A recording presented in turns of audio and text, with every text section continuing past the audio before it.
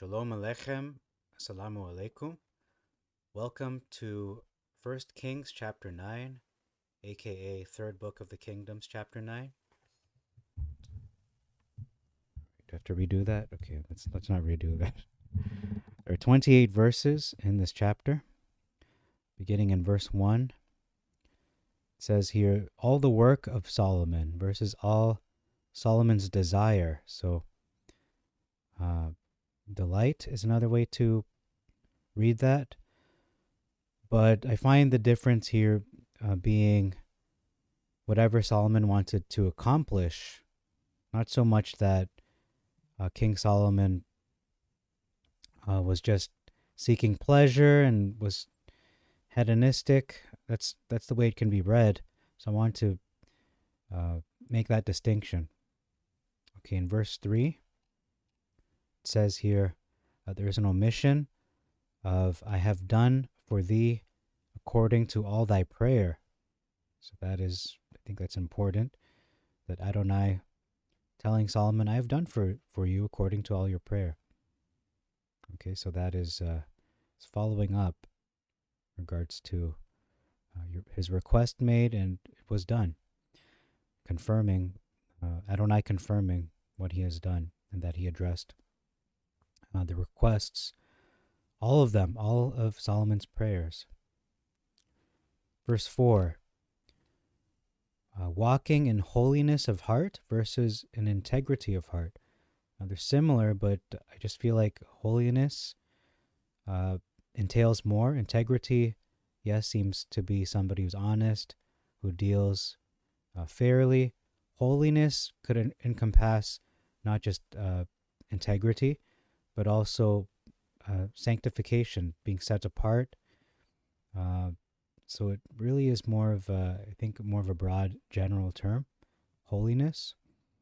And then him, all that I commanded him, which is referring to King David, his father, versus all that I commanded thee, which is obviously King Solomon. Okay, verse 5, a continuous difference we notice throughout this book. As I spoke versus as I promised. And again, when we look up promise, it could just mean, it also means to speak as well. Verse 6, there is an omission of but, so it's not only a conditional statement, but it is like a double conditional, but if. So we see that the Masoretic actually inserts a but. Where do they get the but from? Obviously the Septuagint. Okay, revolt from me. So revolt is to rebel from Adonai versus to turn from.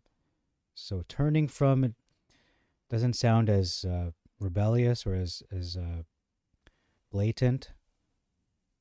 Okay, but that is that's the difference there. Turn from following me. We have a significant difference in this verse talking about which Moses set before you. So Adonai is saying the commandments and ordinances, which, yes, he used Moses as his prophet, as an instrument to disseminate the commandments and ordinances. However, in the Masoretic, it says, which I have set before you, which technically he did, but the reason I draw this distinction is because if we do not qualify commandments and ordinances being associated with Moshe or Moses, then it is basically whatever Adonai has commanded Solomon. Everything and anything and everything. But because the Septuagint specifically connects the commandments and ordinances with Moses, we only have the Torah to look at. So it's basically the first 5 books of Moses, what is contained in the 5 books of the law. So that is more specific to, again, the Torah, as opposed to whatever Adonai commanded King Solomon. Okay, verse 7, we actually have a big difference. So let's look at it. This is talking about Israel becoming a desolation. That is when if they revolt. the children of King Solomon, and Israel goes and serves other gods and worships them, then Israel will be cut off. And then it says here, Israel shall be a desolation. So the land of Israel will be a desolation, which means to be emptied, without inhabitants, will not be populated, will be desolate. Okay. What does the Masoretic say? It doesn't say that. It says it shall be a proverb. Proverb means, well, mashal, let's look that up. But in my note here, I wrote down people will make negative sayings, negative expressions that become quite widespread as it relates to the people of Israel and the land of Israel. So the Hebrew is mashal, which is a proverb, a byword, a poem, sentence of ethical wisdom. So again, just building on that and completely missing, I'm going to say the mark here, but missing desolation. That's really what it's talking about, which seems to be prophetic in many ways and even has been fulfilled whenever Israel was taken into captivity and taken out of their land. So that is verse 7. That is a big difference.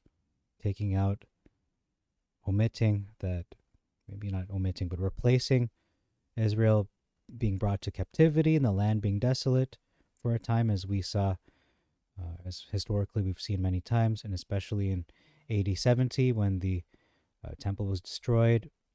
Israel eventually were taken off the land and was occupied by other people, inhabited by other people. Verse 8, there's an omission of shall be. This house which is high shall be what? Doesn't say. Shall be perhaps desolate. So talking about the temple of Elohim could be desolate. And we've seen that fulfilled, not just desolate, it was actually destroyed. And then it says here, the footnote in my hard copy, Septuagint, reads that anyone that passes by it, so the words by it can be also understood as everyone that passes through it. So if you pass through the house or through the land, they're going to be amazed at what had occurred, why this occurred. Verse 9, they attached themselves to strange Elohim versus they have taken hold of or hold upon. So the picture that is painted in my mind is that Israel is cleaving or joining themselves to other Elohim, perhaps through a covenant, versus Israel just taking possession, holding other Elohim. So taking possession of idols, physical idols. Verse 13, we have here boundary versus Kabul, the land of Kabul specifically. And this word does mean boundary. That's one of the meanings. A binding, limitation, so boundary. I wonder if it has anything to do with Afghanistan. I wonder, because they have a city called Kabul. Verse 15, the arrangement of the provision versus the reason of the levy. Levy means forced labor or tribute.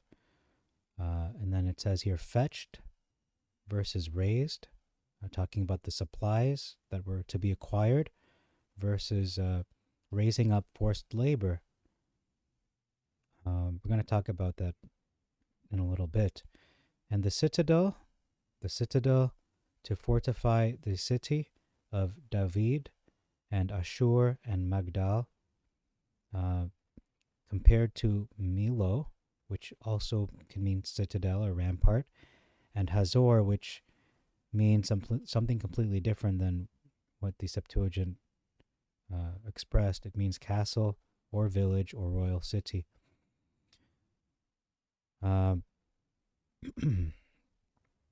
Okay, so there's an omission as well. This whole part here, Beth Horon, the upper Yether Math, and all the cities of the chariots, and all the cities of the horsemen, and the fortification of Solomon, which he purposed to build in Jerusalem and in all the land, that was omitted. Verses 16 to 19 were added. I'm not going to read them all, but they were added. Verse 20, a significant difference. There's an omission of the following. So that, where am I? So that none of the people should rule over him, talking about Israel, that was left of the Hittite. So when you read this narrative, when you read this chapter all the way through, you start to understand that actually the Masoretic makes a little more sense. I'm going to give them that. The Masoretic makes more sense in the context of the story. So the labor that was imposed on these peoples in order that they would not rule over Israel, that lends credence to the Masoretic in this chapter, in those two verses that was talking about, that referred to forced labor or reason of the levy. That actually does make sense, because otherwise why, what is Israel doing specifically to prevent these peoples ruling over Israel? Well, it was the following: keeping them busy building all these projects. It wasn't Israel building them, it was the people mentioned. So the Septuagint gives us more understanding as to what they did to prevent any other people ruling over them, but the Masoretic actually gives us a bit more understanding as to this forced labor that was imposed. Okay, so that's verse 20. Verse 22, made nothing. So the children of Israel made nothing. Again, I'm going to give this to, I rarely do this, but I'm going to once again give this to the Masoretic in terms of the understanding, making sense of the narrative. It reads in the Masoretic, but of the children of Israel did Solomon make no bondmen. So they were not they were nothing, but they were not made to build those projects. They were the warriors and his servants and rulers, captains and so on, but they were not building. They were not put into forced labor to build all those projects mentioned, the fortifications, cities, and so on. Okay, verse 23 was added. I will not read that. Verse 24, Solomon brought up the daughter of Pharaoh. So it's Solomon bringing her to the city of David, whereas in the Masoretic, she is coming to the city of David on her own choice, not because Solomon brought her. Verse 25 was also added. I'm not going to read that as well. Verse 26, a ship, so one singular ship, versus a navy of ships, so a group of ships. It describes the extremity of the sea versus the Red Sea. In the footnote of the hard copy, it reads that this is the last sea or the last part of the sea, which one way to say that is head of the Gulf. And actually, extremity of the sea is another way to translate Red Sea or Yom Suf. Okay, verse 27. Let me pause here. Okay, in the last verse, verse 28, there's a discrepancy in the numbers. So 120 talents of gold versus 420 talents. I think we also see that being confirmed that the Septuagint is correct when we read earlier, I believe it's earlier in the chapter. There it is, verse 14. So it's double. We can confirm it. It is actually 120 as per verse 14. And verse 28 just confirms that it is, in fact, the correct number. So that's all for this chapter. Thank you very much for your time. Until next time, I bid you all Shalom Aleichem, Yivarechecha Adonai V'yishmerecha, Assalamu Alaikum wa Rahmatullahi wa Barakatuh, Irini Mazisu, Pax Vobiscum, peace be unto you. May the Lord bless you and protect you always. And Merry